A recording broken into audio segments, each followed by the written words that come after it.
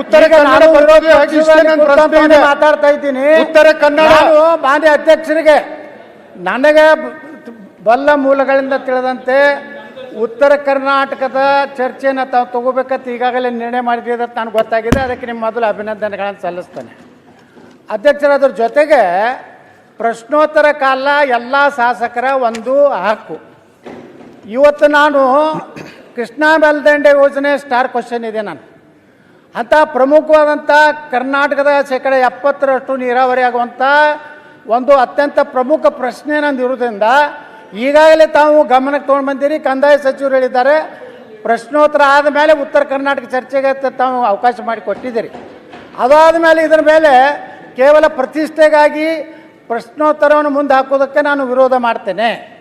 ಯಾಕಂದರೆ ಪ್ರತಿಯೊಬ್ಬ ಶಾಸಕ ತನ್ನ ಕ್ಷೇತ್ರದ್ದು ಮತ್ತು ತನ್ನ ಭಾಗದ ಅಭಿವೃದ್ಧಿಯ ಪ್ರಶ್ನೆಯೇ ಕೇಳಿರ್ತಾನೆ ಹೊರತು ಅದರಲ್ಲಿ ಉತ್ತರ ಕರ್ನಾಟಕ ಶಾಸಕರು ಅದನ್ನೇ ಕೇಳಿರ್ತಾರೆ, ನಮ್ಮ ದಕ್ಷಿಣ ಕರ್ನಾಟಕ ಶಾಸಕರು ಕೇಳಿರ್ತಾರೆ. ಅದಕ್ಕೆ ನಾನು ವಿನಂತಿ ಮಾಡ್ಕೊತೀನಿ, ಮೊದಲು ಪ್ರಶ್ನೋತ್ತರ ಮಾಡಿ ಅಲ್ಲಿ ಸಹಮತ ಇದೆ.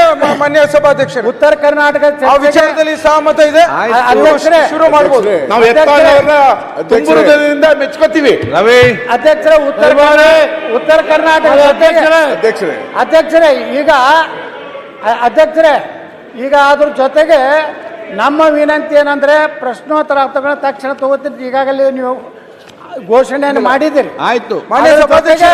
ಇನ್ನೊಂದು ನಮ್ಮ ಹಿರಿಯ ಶಾಸಕರಿಗೆ ಅತ್ಯಂತ ಅಪಮಾನಕಾರಿಯಾಗಿ ನಮ್ಮ ಹಿಂದೆ ಕುಂಡ್ರಿಸುವಂತ ವ್ಯವಸ್ಥೆ ಮಾಡಿದ್ದೀರಿ. ಹೋದ ಸದನದಲ್ಲಿ ಸಹ ತಮ್ಗೆ ವಿನಂತಿ ಮಾಡ್ಕೊತೀವಿ, ನಾವು 6 ಸಲ 5 ಸಲ ಆಯ್ಕೆ ಆದಂತವ್ರಿಗೆ ಮುಂದೆ ಕೊಡುವಂತ ವ್ಯವಸ್ಥೆನ ಮಾಡಬೇಕಾಗಿತ್ತು.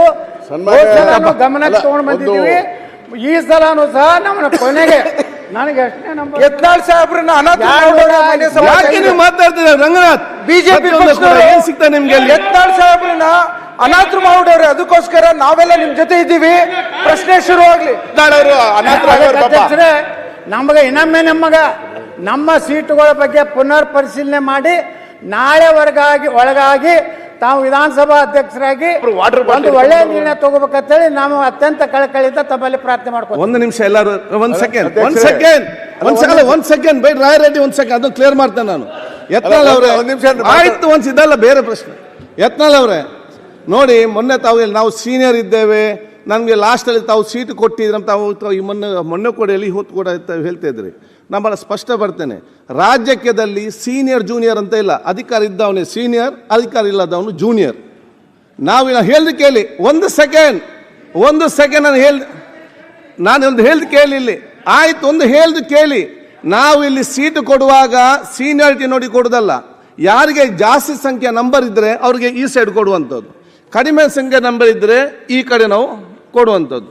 ಅದಕ್ಕಿಂತ ಕಡಿಮೆ ಇದ್ದರೆ ಆ ಕಡೆ ಬಂದು ಸೇರ್ತಾರೆ. ನೀವು ಇಲ್ಲಿದ್ದಾಗ ನಿಮಗೆ ಫ್ರಂಟ್ ಸೀಟಲ್ಲೇ ಕೊಟ್ಟಿದ್ದೆವು. ನಿಮಗೆ ಬೇಕಾದಾಗ ಇಲ್ಲಿ ಬರುವುದು, ಬೇಡದಾಗ ಅಲ್ಲಿ ನೀವು ಬಿಟ್ಟು ಹೋದರೆ ನಾವೆಂತ ಮಾಡಲಿಕ್ಕೆ ಅಲ್ಲಿ ಕೊಡಲಿಕ್ಕೆ ಆಗ್ತದೆ? ನನಗೆ ನೀವು ನಮ್ಮ ಈ ಕಡೆ ಬಂದರೆ ಇಲ್ಲಿ ಫ್ರಂಟಲ್ಲಿ ಬರ್ತದೆ, ನೀವು ಇಲ್ಲಿ ಬಂದರೆ ನಿಮ್ಗೆ ಇಲ್ಲಿ ಫ್ರಂಟಲ್ಲಿ ಬರ್ತದೆ. ಅಧ್ಯಕ್ಷರೇ, ನಾವು ಬೇಕಂದಾಗ ಬರುವುದು ಬಿಡೋದಲ್ಲ, ನಾವೇ ನಿಜವಾದಂತ ನಿಷ್ಠಾವಂತ ಕಾರ್ಯಕರ್ತರು. ಈ ಸದನದಲ್ಲಿ ನಿಜವಾಗಿ ವಿರೋಧ ಪಕ್ಷ ನಾಯಕ ಅಂದ್ರೆ ನಾನೇ. ಆಯ್ತು, ನಾ ಅಡ್ಜಸ್ಟ್ಮೆಂಟ್ ಕೇಳಿಕೆ ಅಲ್ಲ, ನಾ ಯಾರು ನೋಡೋ ಹೊಂದಾಣಿಕೆ ಮಾಡ್ಕೊಂಡೆಲ್ಲ, ನಾ ಮುಖ್ಯಮಂತ್ರಿಗಳ ಕಚೇರಿಗೆ ಹೋಗಿಲ್ಲ, ಯಾವ ಮಂತ್ರಿಗಳ ಬಳಿ ದಯಾಪರನಾಗಿ ಕೇಳ್ಕೊಂಡಿಲ್ಲ. ಬಿಜೆಪಿ ವಿರೋಧ ಪಕ್ಷದ ನಾಯಕರು ಬೇಕಾದ್ರೆ ಡೆಪ್ಯೂಟಿ ಸ್ಪೀಕರ್ ಪಕ್ಕ ನೀವು ಒಂದು ಕುರ್ಚಿ ನನಗೆ ಅಲಾಟ್ಮೆಂಟ್ ಮಾಡ್ಬೇಕಂತ ವಿನಂತಿ ಮಾಡ್ಕೊತೀನಿ. ಓಕೆ, ಈಗ ರಾಯರೆಡ್ಡಿ ನಿರ್ಭೀತ, ನಿಷ್ಪಕ್ಷಪಾತ, ವಿಶ್ವಾಸಾರ್ಹ ಸುದ್ದಿಗಳಿಗೆ ಮತ್ತೊಂದು ಹೆಸರಾಗಿರುವಂತ News18 ಕನ್ನಡ ಈಗ ಆಪ್ನಲ್ಲೂ ಲಭ್ಯವಿದೆ. ದಯವಿಟ್ಟು ಇಲ್ಲಿರುವ QR ಕೋಡ್ ಅನ್ನ ಸ್ಕ್ಯಾನ್ ಮಾಡಿಕೊಂಡು ಆಪ್ ಅನ್ನ ಡೌನ್ಲೋಡ್ ಮಾಡೋದಕ್ಕೆ ಮರಿಬೇಡಿ. ನಿಮ್ಮ ಬೆಂಬಲ ಹೀಗೆ ಸದಾ ನಮ್ಮೊಂದಿಗಿರಲಿ.